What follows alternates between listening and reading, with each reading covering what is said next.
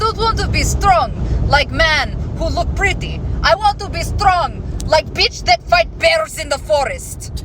Welcome to another episode of Bitch vs. Bear with your hosts, Amber, Me, and me, Sydney, co-owners of Shield Maiden Trading Co. This is a show where we bitch, laugh, and chat about all things fitness related to women and the LGBTQIA community.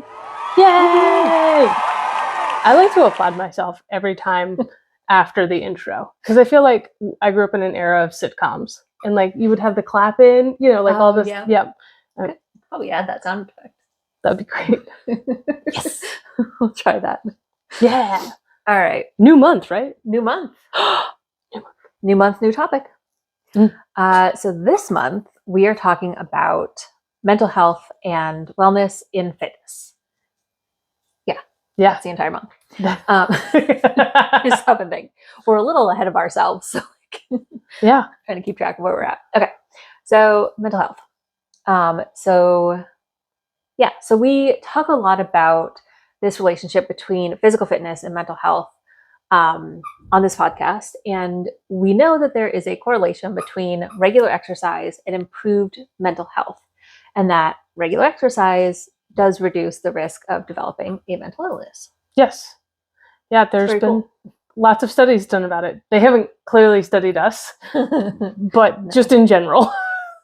In general. So we are going to talk about why it's important for us to have those discussions in the fitness industry about mental health, because again, that correlation is so tight, but I think it does get overlooked. It gets, we get folks in for maybe an hour-long class or whatever it might be, and we don't necessarily know the kind of like mental state, how they're coming in, and also just like what their daily kind of mental health is like.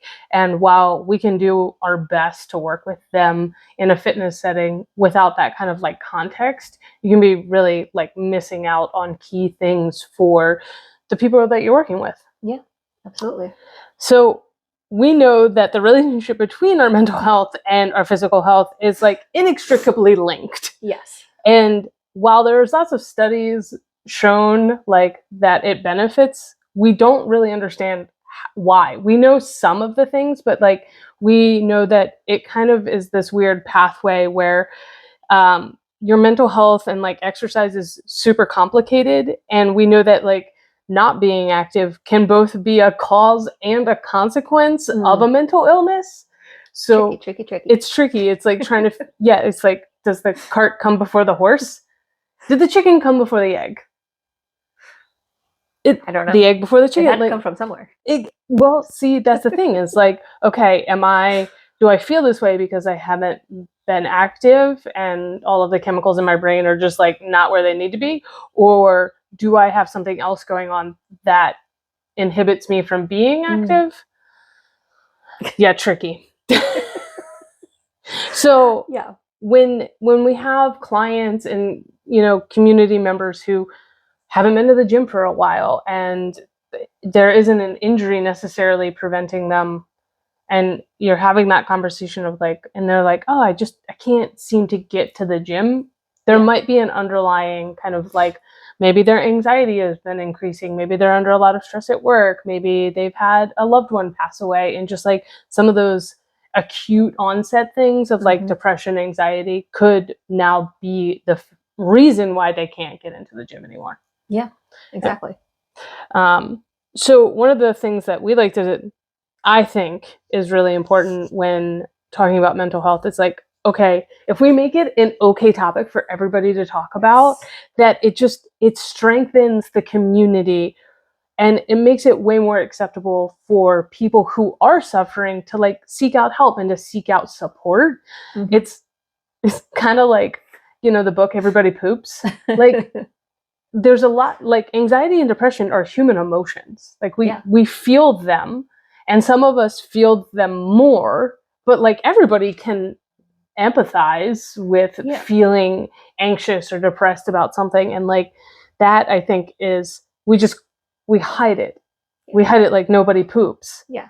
Like, it's a taboo topic. Yeah, it's a taboo topic. And like fitness, you're so exposed in everything that you do. So why do we have like taboo things in fitness. It's just weird to me. I don't know. I mean, yeah, it's true.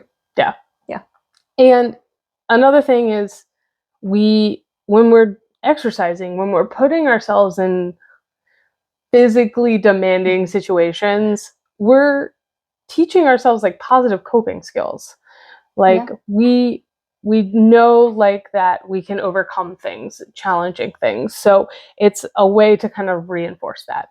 And it's also, you can lean into exercise as a positive coping skill. It's like, would you rather go exercise for an hour or go drink for an hour? Well, one of those is going to benefit us more than the other. I know which one I want to do. True. Okay, maybe drinking wasn't the right one. For the hour. Maybe it's like, go work out for an hour, go smoke crack for an hour. Okay, fair. Yeah, so it's leaning into like some of the more positive coping skills. Yeah. Healthier coping skills. Yes, healthier coping skills. So that's why it's important that we talk about mental illness in the fitness industry, or at least some of the reasons. We think. I don't know. I mean, you wrote it, so yeah, you can go with I think. Yeah, I think so. So we know that there's this connection between the physical exercise and the mental well-being. Mm-hmm. And it's chemical, like it's in our bodies. Bodies are weird. So there are chemicals in our brain, like serotonin, endorphins, stress hormones, that change when we exercise. Mm-hmm. Rude. The release of these chemicals do help improve our moods and how we feel post-exercise. Yes. Amber, how do you feel post-exercise? Exhausted. And my elbows hurt. But you're usually in a better mood. I am usually in a better mood, yes.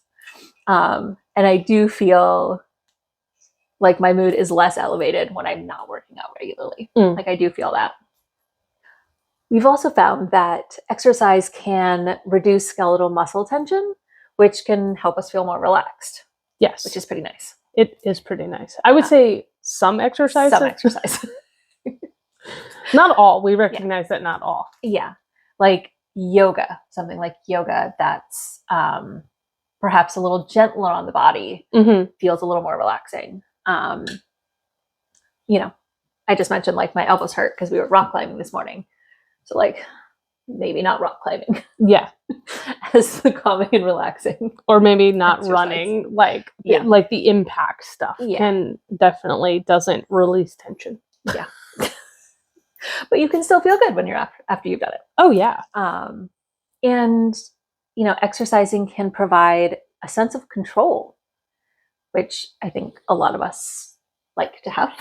Yes. It can, like Sid talked about, be a coping ability or increase coping ability, and help learn to overcome uncomfortable situations. Yeah. I mean, a lot of exercise makes us uncomfortable. So uncomfortable. Rude. Rude. Okay, so we're going to shift just slightly, because actually what this topic is really truly about is the introduction. Well, we'd like to introduce some practices like mindfulness and meditation as kind of tools for us to utilize in improving our mental health. Great. So we know that exercise is a key factor. Yeah. And some other ways that we can kind of, hack the system is using mindfulness and meditation. Yeah. So I think that's a cool thing. I used to, and I should probably do more of, practicing mindfulness. I used to do it a lot. So I'm going to talk about that because I like it. So what is it? Okay, so what it is the awareness of our thoughts, our feelings, our body and like sensations, and our surrounding environment. And it kind of like, if you Google mindfulness, there's a lot of people will be like, here are the principles of mindfulness. Yeah. So a lot of it has to do with being really present in the moment. Some people call it like grounding. You'll hear a lot of people when they say like in the morning, they'll go out barefoot and be grounded. Like that's practicing mindfulness of like being really involved in the present, in the surrounding environment, and feeling like the ground and the earth beneath you, and being like, okay, Yeah. I'm here. I'm not just like floating existentially above everything, like very in it. This is actually can be super difficult for a lot of different reasons, but our minds want to wander. Yeah. Like, it's hard to sit and think of and focus on just like one singular thing. Like, we want to do that.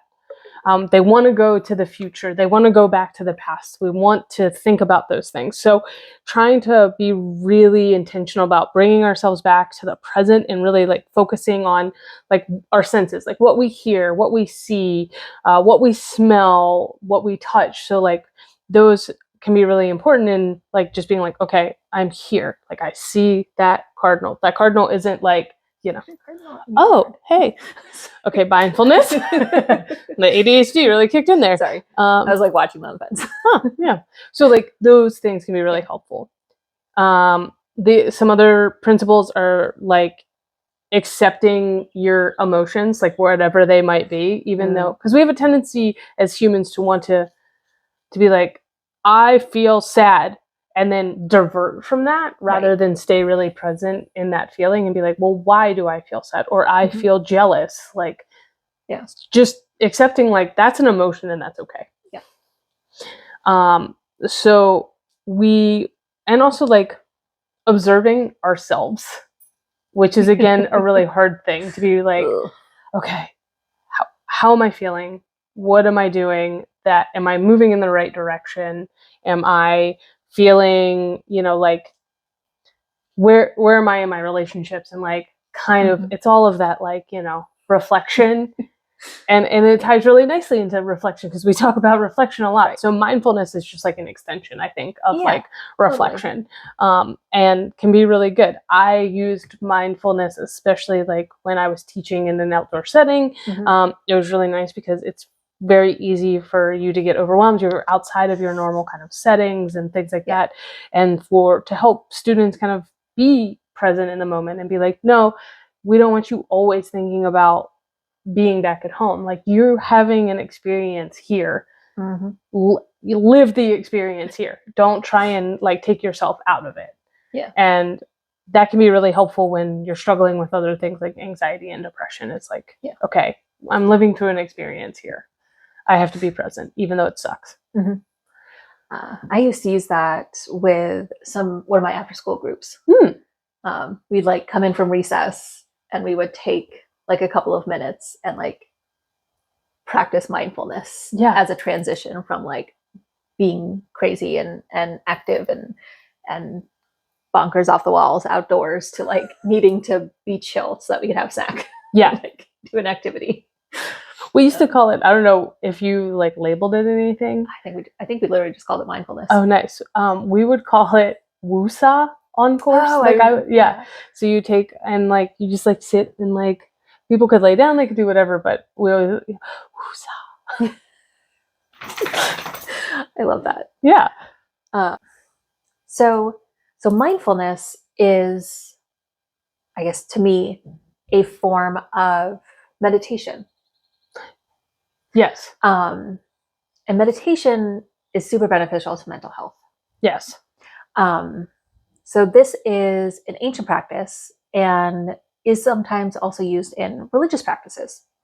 It has a foundation in several different religions and ancient philosophies, but most would likely associate meditation with Buddhism, yoga practices, those kinds of things.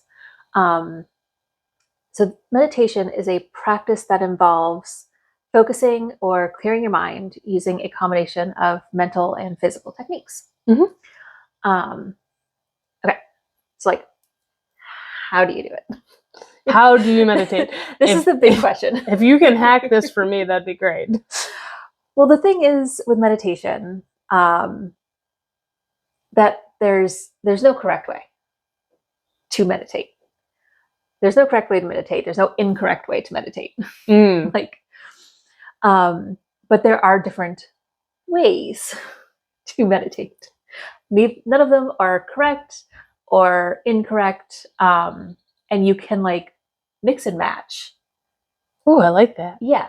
So like you can practice any of these types of meditation individually or combine them to do whatever like works best for you and your body, your mindset, your whatever you need to do. So first off, there is a body-centered meditation. And this is sometimes called self-scanning. So doing this will involve focusing on the physical sensations you can feel throughout your body. So like starting at the top of your head, work your way down, kind of catalog what your body is feeling. I can feel my insides and they're wet. My elbows hurt. Really focusing on that because they really hurt today. There's also contemplation, which to me kind of feels like mindfulness. In that this usually involves concentrating on a question or some kind of contradiction, mulling something over, if you will, but really focusing on it and trying not to let your mind wander into other topics. You could practice emotion-centered meditation. So this is where you would focus on a specific emotion. So like we talked about with mindfulness, feeling those emotions. Now you really want to focus on them. For example, focusing on how to be kind to others, on what is making you happy in your life. I guess you could focus on what's making you sad too, but I guess we want to try and be a little more uplifting in our meditations. A little more. But like if you are feeling really down or, sad, depressed, anxious, angry, I don't know, you could focus on that and try to delve into why you're feeling that way. Mantra meditation is actually the one that I think I've had the most success with. It was funny because when I looked at that, I was like, oh, like I do that. Yeah. Like I think this one is the most helpful, and I feel like this one is probably what most people think of when they think of meditation. So in mantra meditation, you are repeating either out loud or in your head and focusing on a specific phrase or sound. And I found that using the mantra made it much easier to stay focused. Because my mind wanders very easily. So like when I have a mantra to focus on, and I add a physical touch too. Oh. So like when I'm using a mantra, I'll like do finger taps for each syllable. Oh. Which really helps me stay like focused and grounded in that moment. Which kind of combines with the next one, meditation with movement. Funny how that just flows right in there. They all flow together. So this type of meditation can involve focusing on breathing, holding your breath, performing specific body movements. It might also be going for a walk while focusing on what you observe around you, or the way your body feels while you're walking. Like you can, combine some of those other ones. I would say that I probably do that one also more frequently than anything else, because I am one of those weird people that like I go for a walk and I don't take my phone and I don't like listen to music. Like I try to be like in the environment because I'm like, oh, you see so many cool things. So I feel like that's like me. I'm always focusing, like I'm always looking for wildlife. Yeah. You are. I usually am like taking count of like how many cool wildlife things I've seen. When I go for a walk, I listen to my murder podcast. Yep. Nope. I don't do that. Different kind of meditation. Okay. So here's kind of the specific mindfulness meditation. So this is like we were talking about with Sydney, staying aware of what's happening in the moment rather than letting your mind wander and worrying about past, future, today's blunders. It can also involve a similar approach as body-centered meditation, using what you feel throughout your body as a foundation for your awareness of what's going on around you. The final version of meditation we have for you today, dear friends, is visual-based meditation. This kind of meditation involves focusing on something you can see, either with your eyes or by concentrating on a mental picture. I like that one too. I feel like this one is up your alley as well, because you always talk about how you like see a visual of something in your mind. Yes. Yeah. I like those. I do too. Okay, so now that we've gone through that, how can these things actually help us? Like, it's all well and good, and it's like, but what's the point? Right? Like, I don't know. Well, because it's good content. It's good content, but it can be really helpful, especially for people who are struggling with symptoms of anxiety, depression, PTSD. Those mindfulness and meditation has been shown to really help decrease the symptoms with those things. So it's important. I think it's important for everybody to do. Yeah. It's so easy to get distracted by all kinds of things in our ever-changing, fast-paced world. Like, I try and go outside in the morning. I don't know if I do it barefoot because I don't like my feet to touch the wet ground. But like going outside, like practicing mindfulness, it is also really helpful in improving concentration and your ability to think, which we could all probably do better. Whether that's at work, whether that's with being present with like our children or our families, like our, the little device in our pocket that distracts us a lot of time, like that is not necessarily what we want to be doing all the time. Yeah. It can also help us with problem solving. And if you know my mantra, which is problem solving is the number one skill. And so I think anytime that you can work your brain to do problems and solve them, that's why I think I like rock climbing so much. All those kinds of things. Problem solving, number one skill. And it's really beneficial in helping us to adapt and overcome some like emotional hurdles, I would say. Yeah. Like if you can stay present and be like, it's okay to feel my feel. Yeah. Then that gives you the like bandwidth to be like, okay, I feel it and now I can move on. Yeah. Or I can address this in my meditation and I don't have to necessarily like hide it under the rug. Like I'll have a time and place to address this feeling. Yeah. Or like carry it with me all day long. Yeah. Yeah, because I know a lot of people who do that. I'm not one of those people. I am. I don't. If something could happen and 7 minutes later, I'm like, oh, okay, cool, I've moved on. I've felt it, I've seen it, I've dealt with it, and I'm moving on. But it definitely helps in that regard as well.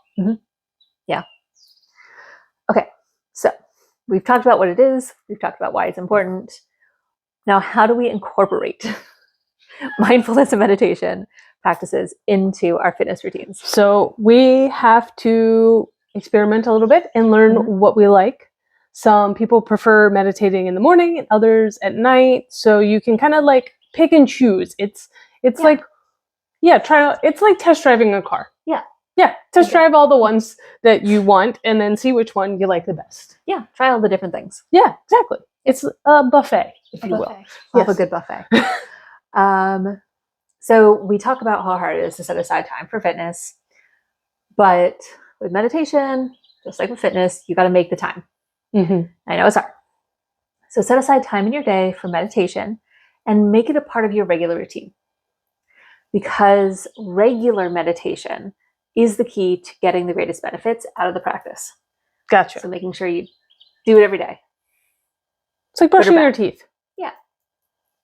Exactly. You should be doing that every day. Just everybody out there, So also making sure your surroundings are in the kind of like more optimal setting, I guess, is, it's meditation and mindfulness are best practice in places that are quiet and calming and comfortable. So it might not be the thing that you do post lunch where there's like all the hustle and bustle, or like at playtime.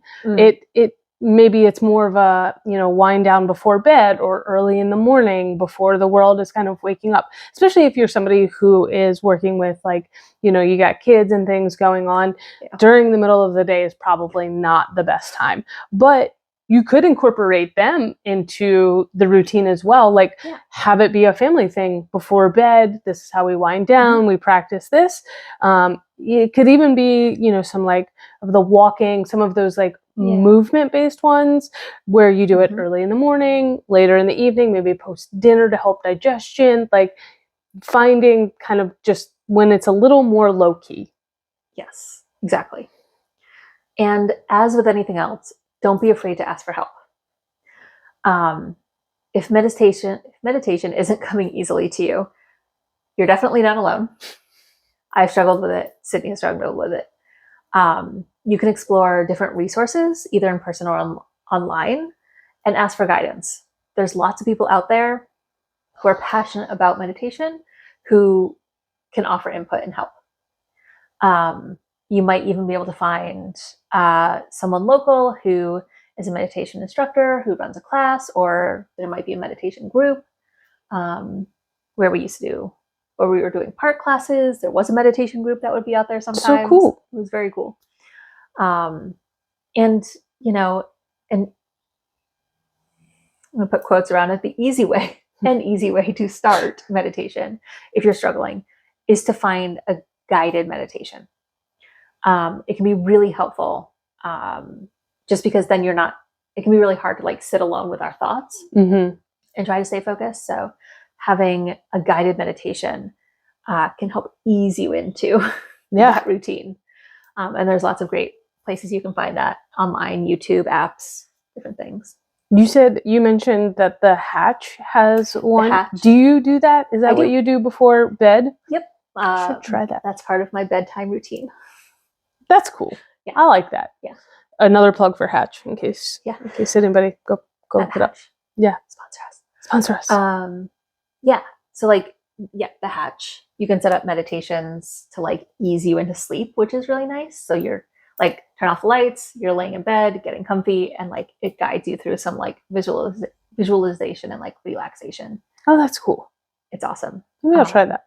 Like I think the Fitbit has some. Yeah, there's apps out there that you can get to that are pretty good. That's awesome. Yeah. All right. Well, because our mental health has a really strong correlation and impact on the health of our bodies, the benefits of mindfulness and meditation practices can include improvements in how we sleep. They can reduce high blood pressure. They can increase our heart function and do so much more. It really is an element to your overall health and well-being and your fitness. So taking time to schedule it in, it's just an extension of your normal fitness routine. Yeah, exactly. And so that's an important thing to take away from this. And I think I'm going to start trying some guided meditation. I would recommend it. It's cool. Pretty great. Yeah. Well, thanks for joining us each week. Share with everyone that you meet. That is our biggest plea, is like, if you're in just general conversation with somebody, be like, hey, I listened to this really awesome podcast. Share it with all of your friends, family, random people. We don't really care. Yeah. And follow us on Instagram at ChillMaidenTC and keep listening. Yeah. That's the biggest thing. Yeah. Like us, follow us, leave us a comment. And that's a wrap.